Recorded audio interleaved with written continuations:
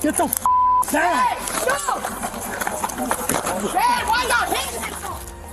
Another Olympic scandal explodes. Fred Kerley, one of Team USA's brightest stars, is behind bars again. But what led to this shocking twist? Let's take a closer look. Fred Kerley, the American track star with 2 Olympic medals, has been arrested in South Florida on battery charges, derailing his planned appearance at the prestigious Grand Slam track event in Miami. This marks the second arrest for the sprinter in 2025, raising serious questions about his future in the sport just 134 days before the World Championships in Tokyo. And we start with breaking news. As we come on the air, Olympic track star Fred Kerley arrested for a second time in South Florida. And this time, it involves another Olympian. According to law enforcement reports, Curley, 29, was booked at Broward County Jail on May 1st, 2025, and charged with touch or strike battery. The Olympic medalist allegedly punched his ex-girlfriend, fellow Olympian Alaysha Johnson, in the face with a closed fist during an encounter at a hotel, causing her nose to bleed. Johnson, 29, told police she ran into Curley while heading to an appointment with her conditioning coach. The arrest report indicates that Johnson's injuries were consistent with her statements about the altercation. I'm Elliot Rodriguez. Police say it all happened after he allegedly assaulted a police officer, but his girlfriend tells us she thinks police overreacted. Johnson and Curley had been romantically involved for approximately 6 months before ending their relationship in October 2024. His bond was set at $1,000, according to reports from the New York Daily News. Grand Slam track officials confirmed Curley's absence from competition in a statement. Fred Kerley was arrested last night. The matter is under active investigation, and all inquiries should be directed to the Broward County Sheriff's Office. Fred will not compete this weekend. The organization declined to provide further comment on the situation. Lauren and Jim, what we know is Curley is currently here being held at Broward Jail waiting to be released after posting bond. But according to an arrest affidavit, the victim in this case is a fellow Olympian and his ex-girlfriend, Alaysha Johnson. Curley, according to Broward Sheriff's Office, ran into Johnson at a conditioning appointment she was at a Le Meridian Hotel in Dania Beach. The two are in town for a track and field event. She told deputies he began arguing with her and became aggressive before punching her in the face, causing her nose to bleed. Back in January, Curley was arrested on Miami Beach for battery. But wait, there is more. This incident represents a significant setback for Curley, who has established himself as one of track and field's most versatile and accomplished sprinters. Born May 7, 1995 in San Antonio, Texas, the 6'3", 185-pound athlete has compiled an impressive resume that includes silver in the 100-meter at the 2020 Tokyo Olympics, 9.84 seconds, bronze in the same event at the 2024 Paris Olympics, 9.81 seconds, and gold in the 100 meters at the 2022 World Championships in Eugene. Way well, and indeed he has done. Siu Bing Tan, the fast starter, is going backwards a little bit. Ash coming through, and Hughes on the far side. 9.79. Hang on. I'll say that again. 9.79 in the first. What makes this arrest particularly troubling is that it's Curley's second run-in with law enforcement this year. In January, he was arrested in Miami Beach after a confrontation with police and charged with battery, resisting an officer, and disorderly conduct. According to track analysts, this recent incident could potentially violate his probation terms from the earlier arrest, which might result in extended detention until his court date, a process that could take weeks or even months. The timing couldn't be worse for Curley's athletic career. With the World Athletics Championships in Tokyo approaching, Curley had publicly stated his goal of reclaiming the 100-meter world title. The sprinter had recently shown promising form, breaking 45 seconds in the 400 meters at the Mount SAC Relays on April 19th and performing well during the opening weekend of the Grand Slam circuit. Beyond the legal repercussions, the arrest has led to immediate professional consequences. Reports indicate Curley has been dismissed from Grand Slam track, with his name and image removed from the Miami event listings for both the 100-meter and 200-meter races. While he remains listed among the circuit's competitors for 2025, his status for future meets remains uncertain. The Grand Slam Track Series, founded by four-time Olympic gold medalist Michael Johnson, represents a direct challenge to the established Diamond League. The inaugural season features 4 meets in 2025, but Curley's participation in the remaining events now hangs in the balance. This tumultuous period follows what was already a chaotic 2024 season for Curley. Last year, he parted ways with his sponsor ASICS, struggled to break 10 seconds in the build-up to the U.S. Olympic trials, and made headlines with a bold claim on Twitter that his next race would result in a world record, challenging Usain Bolt's 9.58-second mark. He also bewildered observers at the New York Grand Prix when, after being allowed to return to the blocks following a false start, he abruptly withdrew from the ASICS-sponsored race, removing his shoes and jogging past the finish line into the athlete's tent.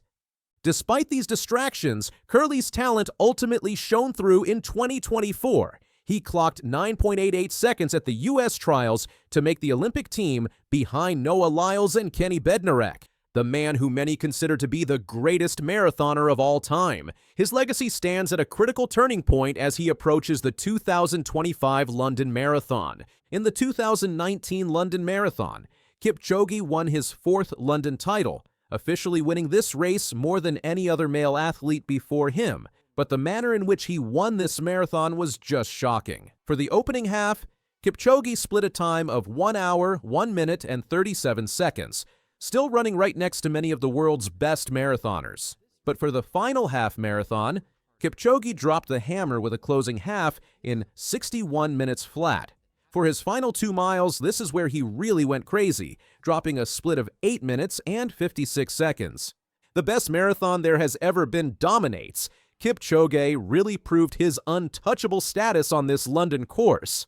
Now 6 years in the past, and my goodness, did he ever make it look easy.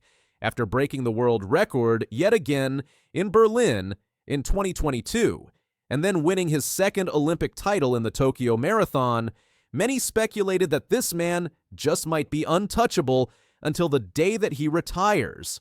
However, like all things, what goes up must come down. In the 2023 Boston Marathon, Kipchoge took a pretty significant loss, only placing 6th and finishing more than 3 minutes behind the eventual winner, Evans Chebet. At 38 years old, Kipchoge was no longer the unbeatable athlete that crushed his competition by minutes and minutes. He was now officially just another very talented marathoner. All right, Elliot, welcome back to London. I know you spoke in the press conference earlier. Last year was a difficult season for you with your marathons. Why do you think that was? What do you think went wrong last year? I don't think there was a big mistake, but you know, when you train for 5 months and you don't get the result, and you know, then that's a big challenge.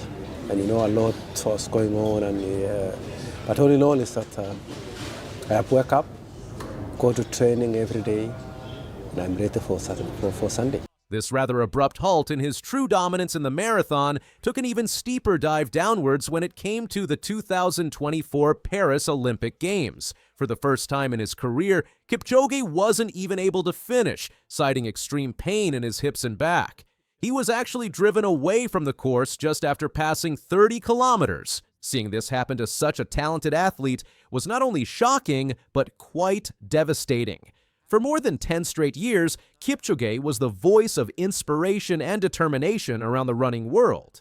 If he had managed to win this Olympic marathon, he would have been the first athlete in history to win 3 marathon titles. However, time itself truly appeared to be Eliud Kipchoge's biggest rival. This brings us to 2025. In this year's London Marathon, we officially have one of the deepest and most anticipated races in marathon history. The incredible talent that will be assembled this Sunday to attack the streets of London is absolutely outstanding.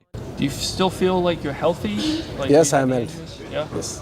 And your sessions, do you run them, I mean, are you running them as fast as you used to when you were in world record shape? Are they the same or are they any different now? I'm running in a good way. Finishing my session is in a good way, in a happy way. Yeah. What would be, you know, what would be a good race for you, a good result for you on Sunday? I think I want to run a beautiful and a good result. So I want to run with the fast people, and the results I'm getting in, I will be satisfied, move on. In today's press conference just a few hours ago, Kipchoge has left the world once again super excited about the prospects of his running this weekend. When inquired about this year's London expectations, Kipchoge was once again quite cryptic about his goals. He said he was looking to run a beautiful marathon. He talked about how his training has never really changed, and he was very optimistic about running this weekend. But then he was asked about the expected pace for this year's London race, as it was recently announced that the lead pacers are expected to hit an opening half marathon in around 61 minutes or slightly slower. Here was his response to this question. Opening half split will be around 61 low, I would think. Is that still a pace you feel comfortable running? Absolutely yes! This expression, this slight smirk on his face, tells me that Kipchoge still has some unbelievable speed in his legs. It's also quite a rarity to see Kipchoge answering a question this directly.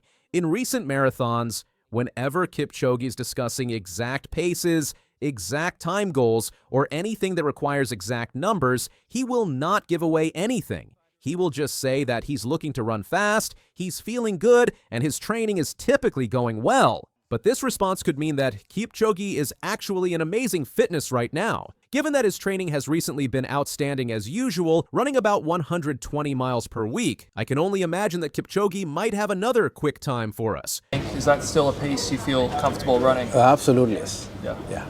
Have you changed anything in your training as you've gotten older? You've been running the marathon for over 10 years now. Not at all. I have never changed anything. I still love running. I still love actually to stretch in training, to feel where my body can be. Now, going out in, let's say, 61 minutes and 15 seconds for the opening half would put them right at an expected pace of 2 hours, 2 minutes, and 30 seconds for the finish. This is already incredibly quick. A time of 2 hours, 2 minutes, and 30 seconds would already place you in the top 7 all-time for the marathon. Given the insane quality of this year's men's marathon and the good weather that is expected for this coming Sunday, I think it's pretty likely that we will see at least one athlete running a 2:02. And we have Jacob Kiplimo is making his debut. Yes. He's the world record holder in the half marathon. What do you think he's capable of running in the marathon? I think he's capable of running anything. He has a good mind of trying to take any challenge. He's capable of running anything.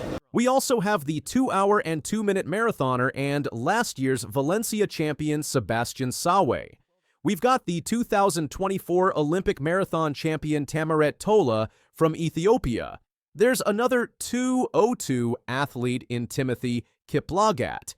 And one of the biggest wildcards in marathon history that will be running this Sunday as well is none other than Jacob Kiplimo from Uganda, the half-marathon world record holder. He ran a shocking 56:42 earlier this season, which was genuinely one of the most surreal road racing performances I have ever seen, as he obliterated the previous record by 48 seconds.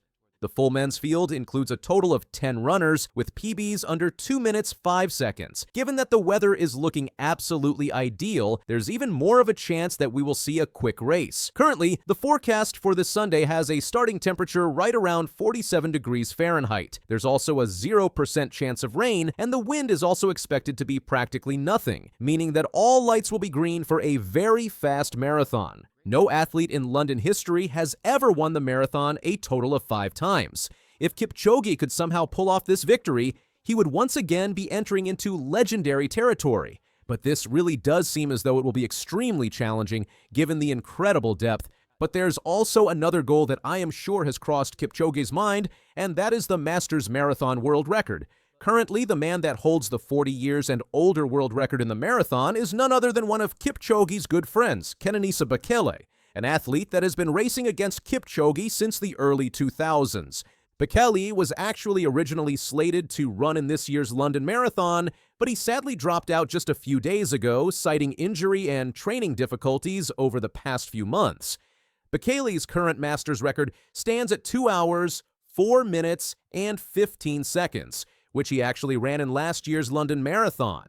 For that race, but Kerley was actually 41 when he ran this. This finish equates to an overall pace of 4 minutes and 44 seconds per mile, or 2 minutes and 56 seconds per kilometer. So if Kipchoge does want to run this time, he is going to have to run a very solid race, and he will likely be in the top 4 if he does this, given that he responded so positively to running an opening half marathon in 61, which equates to a pace of 4 minutes and 39 seconds per mile. My guess is that Kipchoge definitely has this Masters World Record on his mind. And how poetic would it be for him to break a record from Kenenisa Bekele? Given the incredible expected weather and the historically deep field set to run this Sunday, I really do believe that the winning time will be at least 2 hours, 2 minutes and 30 seconds. But my gut tells me it'll be slightly closer to 2 hours, 2 minutes flat. And there they go, clean start. Braden Williams with the start we expected, and Dylan Mitchell as well.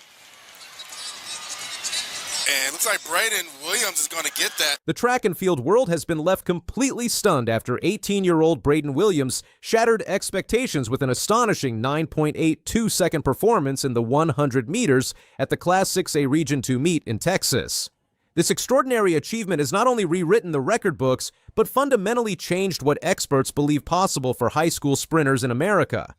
When Williams' time flashed on the scoreboard, the crowd erupted in disbelief. To put this performance in perspective, his 9.82-second run is faster than Noah Lyles' winning time of 9.83 seconds at the 2023 World Championships. For years, breaking the 10-second barrier seemed an insurmountable challenge for high school athletes, with Trentavis Friday's 10.00 seconds in 2014 standing as the closest approach until recently.